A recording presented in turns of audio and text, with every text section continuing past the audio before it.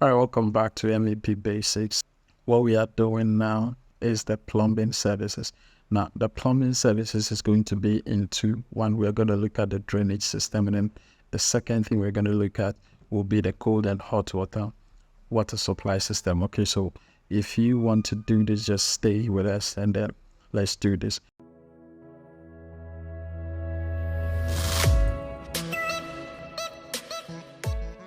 So the first thing I'm going to let you do is to just open your AutoCAD software and then open the project that we are working on.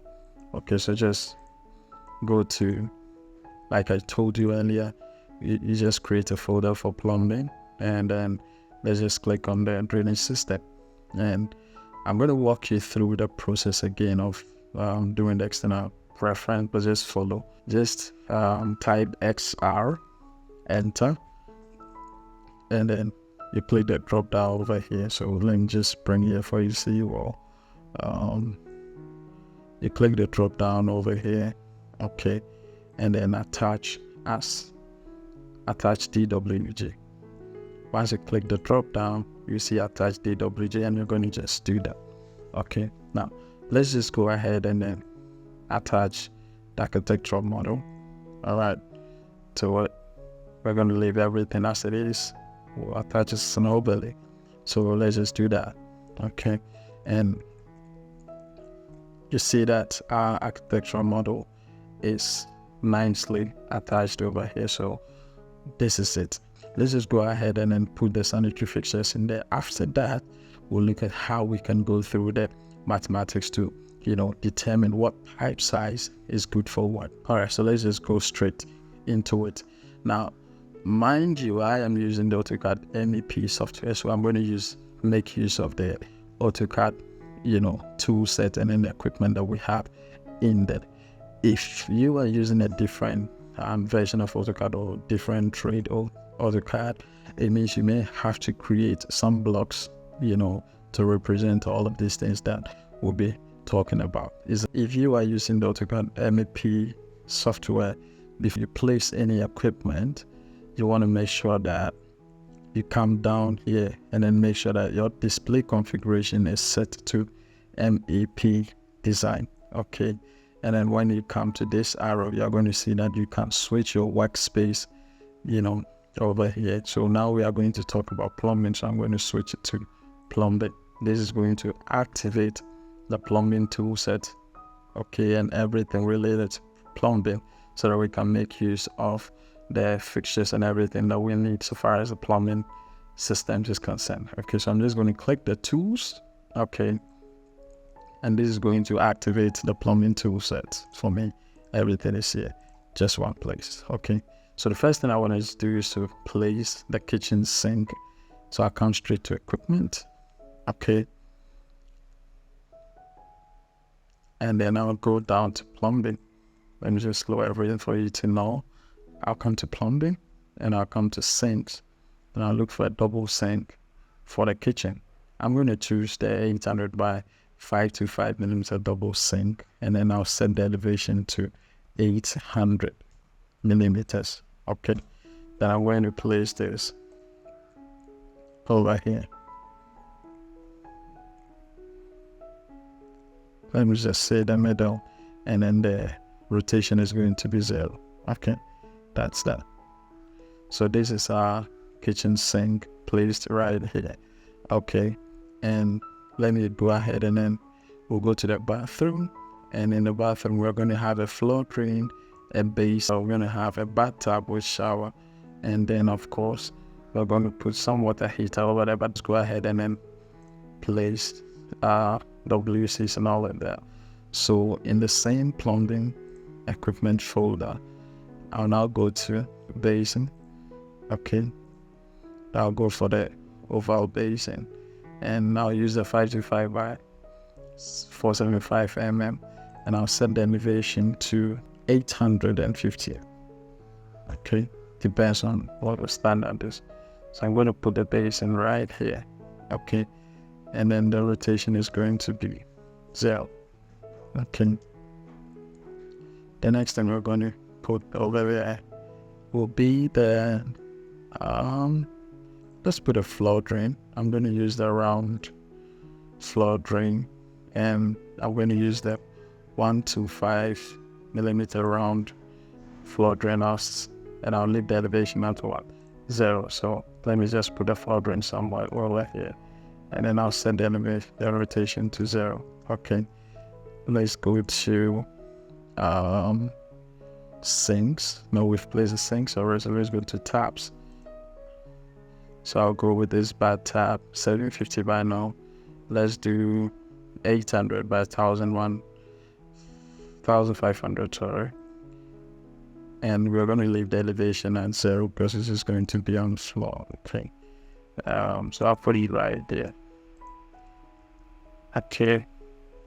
Now you need to put that toilet seat so the water closet.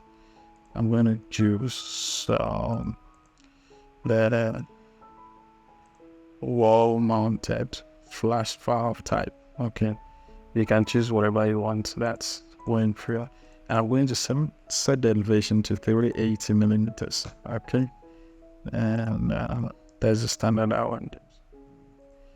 All this is for educational purposes. So all right, so remember, we're going to have a dishwasher right here, and we're going to have a washing machine right here. Okay, so let's just remember that we are going to make the provisions for that. Okay, so that once the equipment comes, we can straight away connect to them. Okay, so that is that. Now, let's go ahead and then lay out some pipes. But mind you, before we do lay out any pipe, it means we will have to, do some mathematics and then, determine what pipe size should be used where. Sanitary fixtures do come with their pipe requirements already. So if you look at D1, D2, D3, D4, they are all outlets. So this is a waste outlet, this is a waste outlet, this is hot and cold water supply. So they will tell you you're going to use 15 millimeters diameter of pipe for the D1, and then for the connection 2, which is D2, you're going to use 15. These are the water supplies, the cold and hot. And over here you will learn that the waste lines are 40 mm. And over here, you're going to notice that we have 40 mm waste lines for both D3 and D4. So these requirements are there, and it's there for all of these fixtures that we have put over here. But you need to determine what the main line is going to be, and that is very important. I have prepared a document over here. I'm going to attach it, and then it's going to support what we have to do. This time around, we're going to attach an image. Okay, and we'll come straight to the plumbing services, and I'll come to fixture unit calculation. Now, I'm going to tell you something over here that, remember, the standard we are using is the International Plumbing Code, the IPC, and this is 2018. Okay,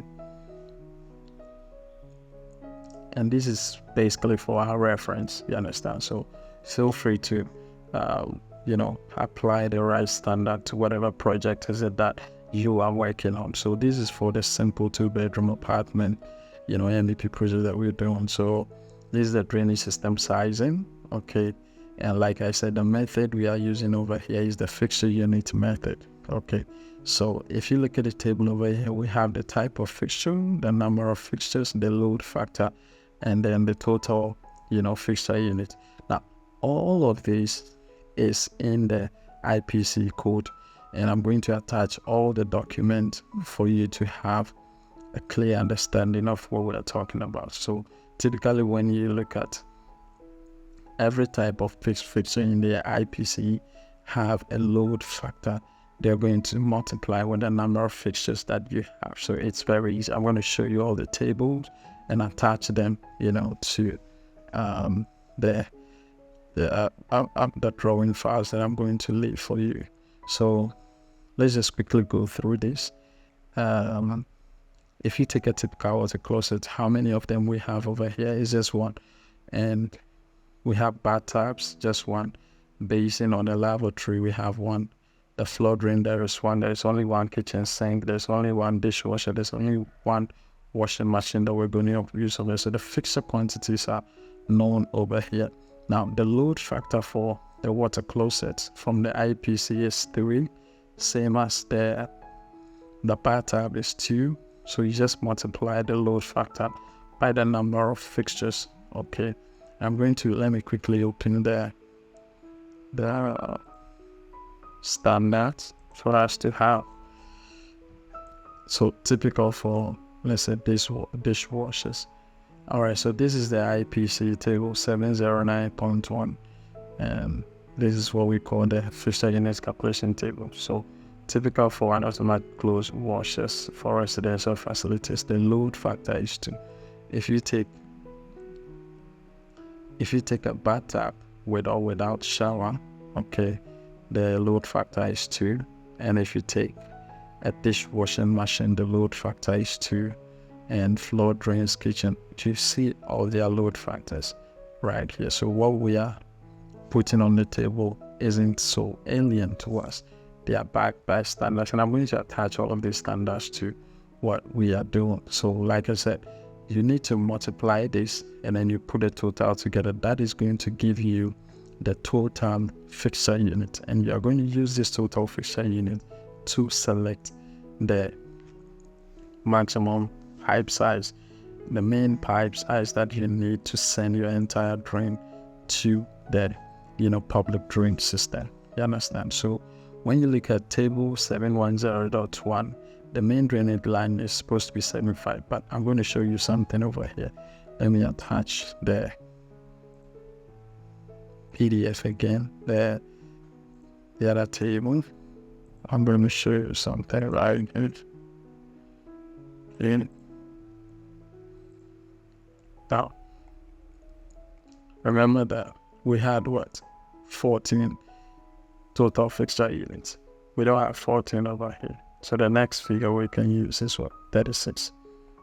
Okay.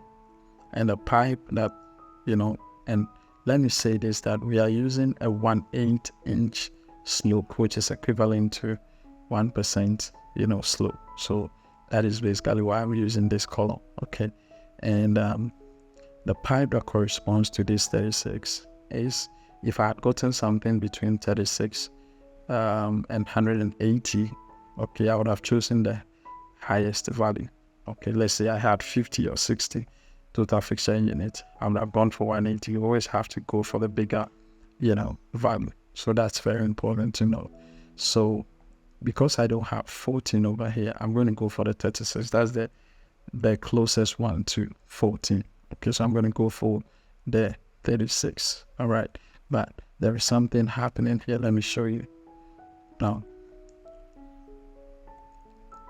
the pipe size that we're going to use is 3 inches, which is equivalent to 75 millimeters. Now, watch this.